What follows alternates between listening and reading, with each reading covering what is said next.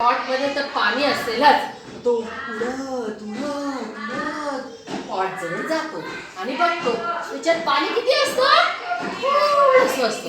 मग तो प्यायला जातो असा, त्याचं तोंडच पुरत नाही पाण्यामध्ये.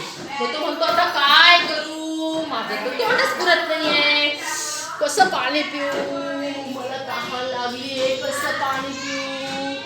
आयडिया आयडिया येते त्याला एक आयडिया.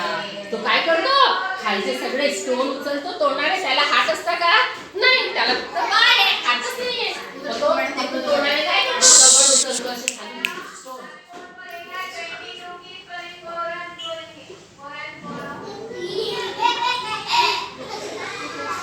असा दगड उचलून उचलून माठामध्ये टाकतो.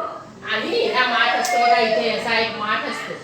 या माठामध्ये थोडंसं पाणी असतं आणि तो दगड उचलून उचलून उचलून उचलून याच्यात असे टाकतो टाकतो टाकतो. तिथे सगळं पाणी येऊन जातं आणि तो पाणी पिऊन घेतो पॉट मधून. त्याच्या तोंडात पाणी पिऊन जातं, त्याचं पोट पाण्याने भरून जातं आणि तो हॅपी हॅपी